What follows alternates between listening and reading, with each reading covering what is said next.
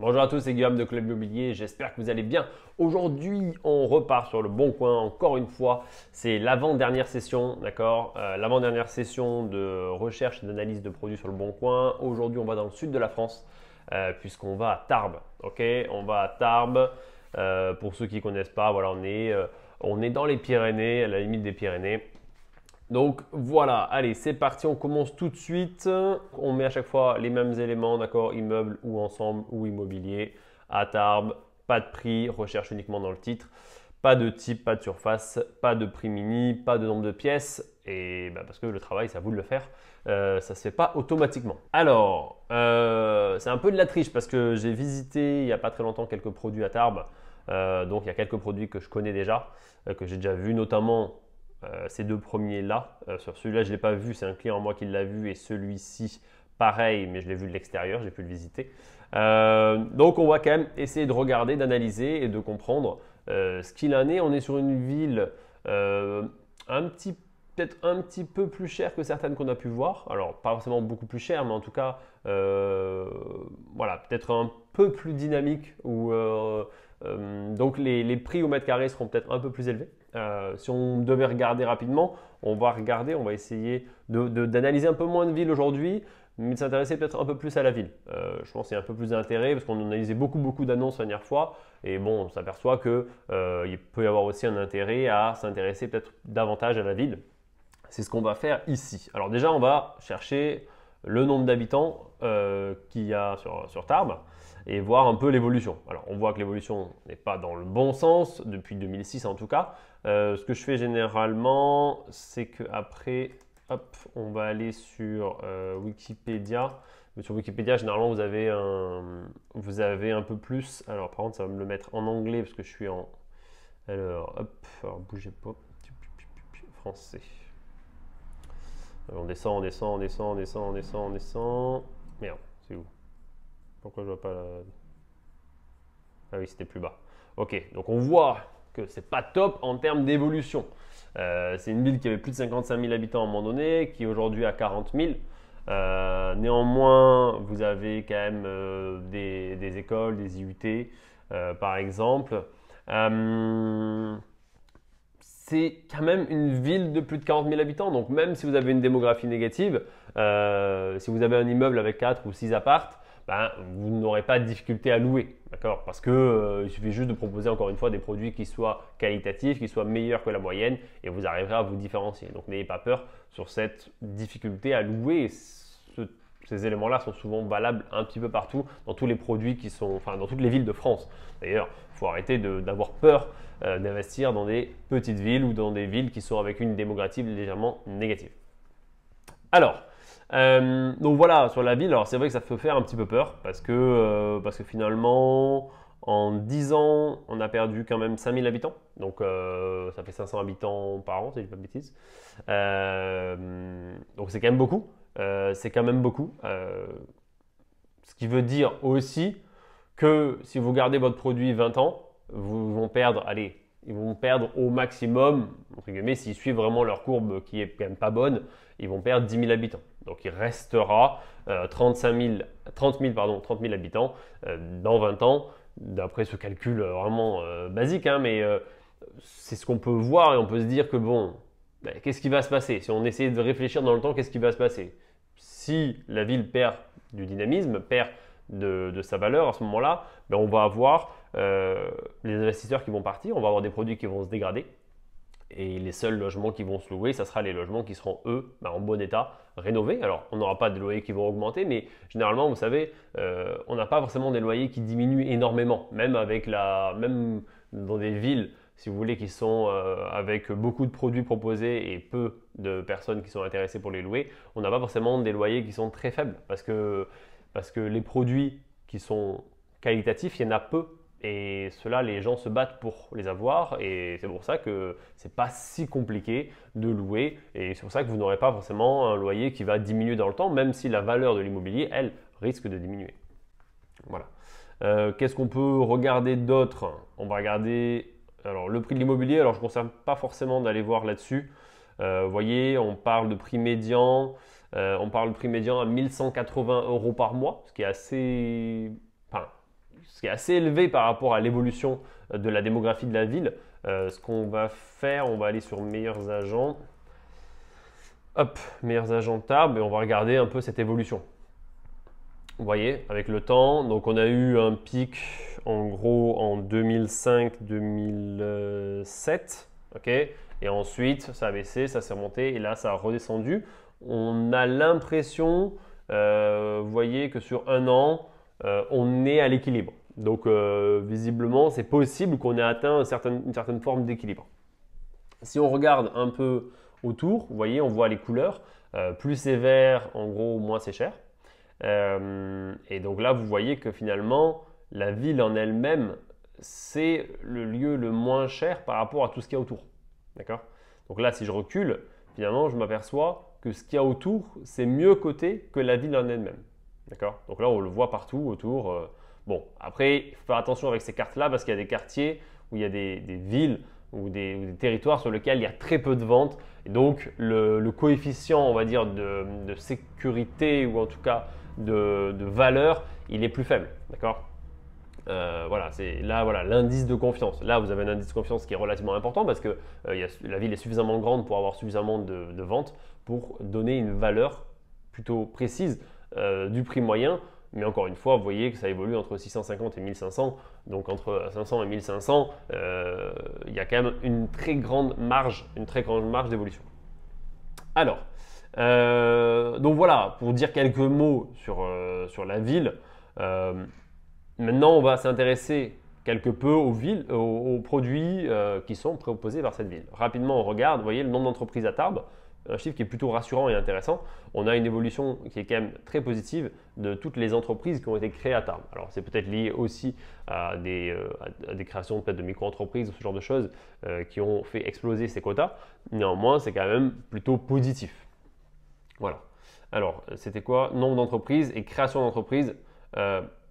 On a des créations d'entreprises qui, on va dire, qui sont relativement stables. On a des créations régulières, d'accord? Ça veut dire que là, on a de plus en plus d'entreprises.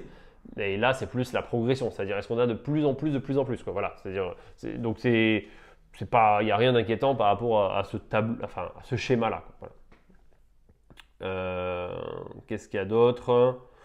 Non, voilà, après, c'est sûr que il faut faire attention aussi dans ces villes-là, malheureusement, où vous avez une évolution de la démographie qui va être négative. Faire attention au commerce, si vous n'êtes pas situé en plein centre-ville, hyper bien placé sur la rue commerçante, ça sera également compliqué de relouer. Et c'est les premiers produits qui vont se vider en réalité lorsque la démographie, si la démographie en tout cas continue à diminuer. Allez, bon, c'est bien, on a parlé. Maintenant, on va passer quelques minutes, on va essayer d'analyser pas plus de 10 produits, enfin en tout cas de sélectionner pas plus de 10 produits. Donc on va commencer tout de suite. On a vu qu'on avait un prix moyen qui était autour de 1200 euros du mètre carré, donc on va se laisser un peu plus de liberté par rapport à ça. On va pas regarder le premier parce que je sais qu'il n'est pas bon. On va regarder le second qui lui m'intéressait davantage sur le principe.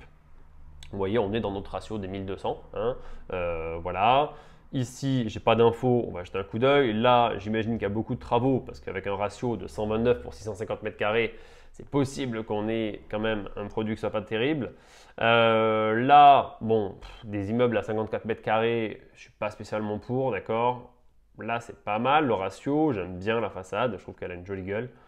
Là, celui-ci, j'ai pas trop d'infos, mais j'aime bien la façade de ce qu'on peut voir. Là, rare immeuble de 4500 mètres carrés. Alors là, je ne suis pas sûr que tout le monde ait le budget pour acheter des produits de 4500 mètres carrés à 612 000 euros. J'imagine que ce soit peut-être des anciens bâtiments de bureaux ou ce genre de choses qu'il faut réaménager. Donc, ce n'est pas forcément l'idéal. Celui-là, j'aime moins la façade. Je ne sais pas trop comment c'est configuré, mais soit il est tout en profondeur, je ne sais pas. On va quand même jeter un coup d'œil sur le principe. Et on va sélectionner les deux derniers. Celui-ci. Allez, celui-ci parce qu'il a l'air propre. Donc on va s'arrêter là et on va sélectionner ça. Désolé, il y a un tracteur qui passe à côté, donc c'est ça d'habiter à la campagne. Voilà. Alors c'est parti, premier produit qu'on va analyser. 8 lots déjà, voilà. Je vais essayer d'aller voir en fait ce qui m'intéresse. Je vois de suite 8 lots. Je ne vois pas de loyer total. Si, hop, loyer 30 000 à l'année quand tout est loué. Surface habitable de 205 mètres carrés. Comme Quand tout est loué, le loyer, possibilité d'amortir l'investissement, bon, on s'en fout. Ok.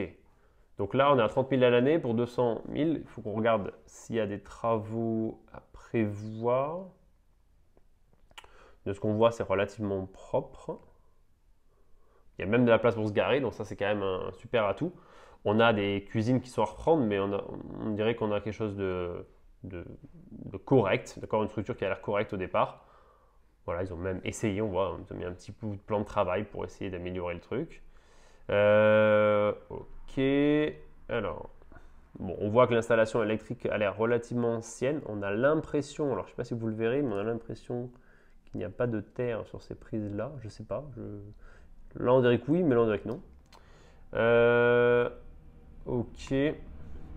Écoutez, ça a l'air plutôt sain. On a une structure qui a l'air plutôt saine hein, de ce qu'on voit. Ils n'ont pas l'air de dire qu'il y a de travaux à réaliser.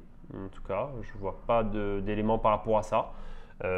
Avec ces éléments-là, je dis 30 000 à l'année. Si je vous fais un petit calcul, par exemple, sans négocier, donc on a 224 fois 1,08. Ok, donc on est à 242 000 euros. On va partir sur, on a dit 30 000. Il va falloir qu'on enlève, allez, on va enlever combien on va enlever 2500 euros, d'accord, de taxe foncière. Donc on est à 27 500 l'année, qu'on va diviser par 242 000, hop, ce qui nous fait 11, en soi 11,36%. Ok, donc là sur le papier on est pas mal. Alors, c'est possible qu'il y ait des petits travaux à faire. Voilà, toiture en bon état, cage d'escalier repeinte. Bon, on ne voit rien en tout cas de ce qui est proposé. Donc, ce qui aussi veut dire que dans la discussion et dans l'analyse, on peut dire aux gens, écoutez, moi, d'après l'annonce, on est à 11,36. Voilà, ce que vous me donnez comme élément, ça fait 11,36. Donc maintenant, si vous me dites, il y a un appartement à rénover, qu'il y en a pour 20 000 euros, c'est pas compliqué. Moi, ce que je veux, c'est mon 11,36. C'est-à-dire que c'est ce que vous m'avez vendu sur votre papier. Derrière, moi, si je retrouve 136, c'est bon. Donc, si vous me dites qu'il y a 20 000 euros de travaux parce qu'il faut refaire un appart, eh bien, je vous fais, entre guillemets, c'est logique qu'on ait une offre à 222 000. Voilà. Et là, à ce moment-là, c'est un produit qui est hyper rentable. Là, j'ai envie de vous dire, sur le papier, ça a l'air top, il faut y aller, quoi. Voilà. Donc, voilà les éléments. Aujourd'hui, on ne va pas prendre les infos parce qu'on n'aura pas le temps d'avoir les réponses, mais c'est un produit qui semble intéressant sur le papier. Donc, celui-là, on va le garder. Ensuite, qu'est-ce qu'on a d'autre ? Celui-ci, qu'est-ce que ça donne? Actuellement, il rapporte 23 000. D'accord, 23 000 à l'année, une taxe foncière à 2 400 par an. Pourquoi ils me disent actuellement? Est-ce que ça veut dire qu'il y en a d'autres à louer? Alors, on a pour l'instant un T1 de louer, 3 T1, pardon, un T2, un T2 et un T2 comble. Ok, donc tout ça, ça doit faire 23 000. Local commun dans le jardin. Ça, c'est peut-être un local abri, j'imagine, c'est pas un local commercial. 2 appartements meublés type 1, un appartement meublé type 1 et un appartement type 2. Ouais, donc là, il y a tout ce qu'il faut. Donc on est à 23 000 à l'année pour 280. Donc il n'y a pas de, il y a rien d'intéressant. Si je vous fais le même calcul pour vous montrer et pour vous comparer, en plus on est sur des studios, donc on n'est pas sur des produits qui vont forcément rester très longtemps en termes de, des locataires qui resteront très longtemps, donc on aura un peu de turnover aussi. Donc on est sur un produit qui va nous coûter, qui va nous faire en renta, donc 280 000 fois 1,08. Donc on est à, en gros, 302 400 euros. Ok, et j'ai 23 160 moins 2400. Ok, divisé par 302 400. Donc là, vous voyez, on est à 6,8%. Donc là, voilà, je voulais calculer pour que vous voyez, mais en réalité, de tête, on voit que ce n'est pas intéressant. Celui-là, next. Celui-ci, alors déjà, je vois écrit copro. Alors, immeuble, copro à rénover, 605 mètres carrés, bien parfait pour investisseurs, possibilité de faire des garages. Oula. Non, j'ai zoomé pour que vous voyez bien. Ça me tente moyen, honnêtement. Déjà, il y a toute la façade à refaire. Là, il y a vraiment tout à créer. C'est pas un produit qui peut être intéressant, mais c'est pas un produit qu'on peut analyser en 10 secondes. Voilà, c'est un produit sur lequel il faut prendre le temps d'analyser, de savoir finalement combien d'appartements on peut faire, savoir comment on peut l'aménager. Voilà, c'est plus compliqué pour des produits comme celui-ci de l'analyser comme ça à distance. on ne peut pas se rendre compte. Donc je ne peux pas aller plus loin sur ce truc-là parce que il faudrait savoir au moins combien d'appartements on peut créer, ce qu'on peut en faire exactement. Celui-ci, alors, quelle tête il a? De l'extérieur, il a l'air pas mal. À l'intérieur, bon, couleur pas très moderne. On a l'élec qui a l'air correct. On a le chauffage qui est visiblement à reprendre. C'est pas dégueu, voilà, c'est pas dégueu. Qu'est-ce qu'on peut y faire? On a 10 possibilités de 20 000 à l'année. Alors quand je vois écrit possibilité, ça veut potentiellement dire que tout n'est pas loué ou qu'il y a des choses à faire pour pouvoir se le permettre. Là, en gros, vous voyez, on a 10% brut. Alors brut, pas le même calcul que j'ai fait. C'est-à-dire que si je fais le même calcul qu'on avait fait, on est à 197 900 fois 1,08, ce qui fait donc 213, on dirait 214, on va en dire 214. Ok, 20 000 à l'année, moins, on va compter 2 000 euros, allez, de taxes foncières, et qu'on divise déjà par 214 000. Donc on est déjà à 8,4%. 8,4%, mais sur les 8,4%, combien je vais en perdre en plus? Parce que vous voyez, les appartements, bon, il y a quand même des choses à faire, quoi. On va pas laisser ça comme ça, on va pas laisser un sol rouge. Ça m'a l'air un petit peu dégueu. Il n'y a pas grand chose à faire, peut-être. Peut-être qu'il y a 6-7 000 euros par appart si on veut juste changer les sols et changer éventuellement la cuisine. Mais malgré tout, il y a des choses à faire parce qu'il y a quand même 2 T3, un studio, donc il y a quand même 4 appartements. Donc 4 appartements à rénover. Donc même si on compte, je vous dis, 5 000 euros par appart, finalement, bah, ça fait quand même au final 20 000 euros. Et 20 000 euros sur un produit qui est déjà à 8,4, bah, on va encore plus dégrader notre rentabilité. Donc ce n'est pas forcément un produit sur lequel j'irai sur le papier. Ici, rapidement, on va essayer d'aller un peu plus vite. T3, 53 mètres carrés, T2, studio. Donc on est, vous voyez, on a un peu plus d'appart que celui d'avant. Parce que là, on en a 1, 2, 3, 4, 5. Tout à l'heure, on avait 4. Donc en gros, on a, je sais pas, je n'ai pas fait le calcul, mais on a peut-être un studio de plus. Et on est au même prix. Donc sur le papier, on est déjà meilleur. On a une jolie façade. On a visiblement peut-être un accès garage. Désolé, transport de bois maintenant qui passe. Des travaux d'amélioration de rafraîchissement à réaliser selon vos projets. Donc bon, on ne sait pas trop ce que ça veut dire, mais en tout cas, il y a des travaux visiblement. Donc on est sur un produit qui est un peu plus rentable. Peut-être qu'on va passer de 8,4 à 9,4 pour l'instant, mais il y aura des travaux à réintégrer. Avec les photos qu'on a, c'est difficile de se prononcer. Donc ces genres de produits, il faut envoyer un petit mail au moins pour savoir ce qu'il en est et c'est les travaux qui sont à faire. Ensuite, qu'est-ce qu'on va avoir d'autre? On propose un petit immeuble de 2 étages composé de 6 studios, voilà, dont un loué 250 euros. Une petite maison et un garage qui sont à rénover. C'est le dernier produit qu'on va faire, les autres on ne va pas les faire, je pense qu'on n'a pas le temps et puis c'est intéressant, celui-ci on va essayer de passer un peu plus de temps. Donc on a quoi? Finalement on a 6 studios, on peut imaginer du coup on peut louer les 6, 250 euros par mois. Une petite maison et un garage qui sont à rénover.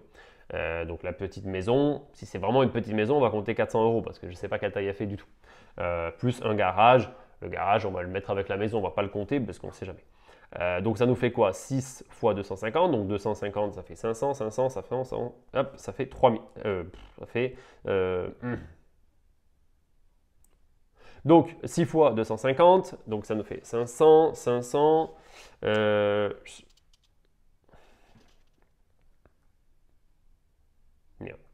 Putain, 2 fois 250, ça fait 500. 500, 500, j'ai mis ça. Okay. Donc voilà, là on a 6 fois. Là on a 6 fois 250, donc ça fait 1500, plus 400, ça fait 1900. Vous voyez, donc on est à 1900 euros potentiel, on est à 151 000 euros, pour l'instant c'est pas mal. Il y a la petite maison et le garage qui sont à rénover, à savoir pour le reste. Donc une petite maison pour trouver 400 euros, allez on va compter 35 000 euros de travaux, imaginons. Donc on est à 185 000 hors frais de notaire, on reste correct en termes de prix. La question c'est de savoir, est-ce que dans les studios, il y a aussi des travaux? Oula, c'est quoi ça? Alors déjà on voit le plafond en lattice qui se casse la figure, qui sera à refaire. Là on voit une petite mare, on dirait. J'imagine que c'est la terrasse, mais c'est rempli de... Je sais pas, rempli de d'algues quoi. Ça c'est le garage. Alors, il doit y avoir des pigeons parce qu'ils ont mis des grillages partout. Et là c'est un autre garage. Bon, on n'a pas trop d'infos sur les appartements parce qu'on voit rien. Sur le papier ça n'a pas l'air trop mal, mais vu comment c'est et vu le type de rideau qu'on a, ça va être assez ancien à l'intérieur. Donc je pense que notre estimation de dire qu'il n'y a que, entre guillemets, 35 000 euros de travaux, elle est un peu trop défavorable, enfin trop favorable, j'ai envie de dire, et du coup, il y aura quand même plus de travaux à prévoir. Bon. J'espère que ça vous a plu, hein. Voilà, on va s'arrêter là parce que ça ne sert à rien. Voilà, l'objectif était juste de vous donner l'idée un peu de ce qu'on pouvait trouver comme produits dans le secteur et comment les analyser. Mais voilà, j'espère que ça vous a plu. Bon, j'ai pas mis mon nœud pape aujourd'hui, vous voyez, parce que en fait il fait froid. On a mis le chauffage, mais il fait froid et mettre le nœud pape en chemise, j'allais vraiment avoir trop froid, donc je dis tant pis, j'ai pris le risque. Je me suis dit, et je préfère vous le dire avant que quelqu'un fasse une remarque et me dise quoi que ce soit. Sur ce, je vous souhaite une très bonne journée. Juste avant de partir, je vous rappelle notre nouveau programme qui s'appelle Chasseur Immo, qui consiste à un live par semaine d'1 heure dans lequel je fais un partage d'écran également et je vous montre et je vous parle finalement de la manière dont je cherche, comment j'analyse. Donc c'est au lieu de faire des petites sessions comme ça de 15-20 minutes, c'est des sessions d'1 heure toutes les semaines et on va aller plus loin à chaque fois sur les opérations, on va aller plus loin sur l'analyse de la ville, sur l'analyse des produits. Des fois on appellera éventuellement le vendeur ou l'agent immobilier pour prendre des informations. Voilà, donc c'est ce principe-là. Donc, si ça vous intéresse, je vous mets le lien en dessous de la vidéo. Et puis, si la vidéo vous a plu, mettez un petit pouce bleu. Et surtout, si ce n'est pas encore fait, abonnez-vous à la chaîne. Allez, je vous dis à très bientôt. Salut, ciao!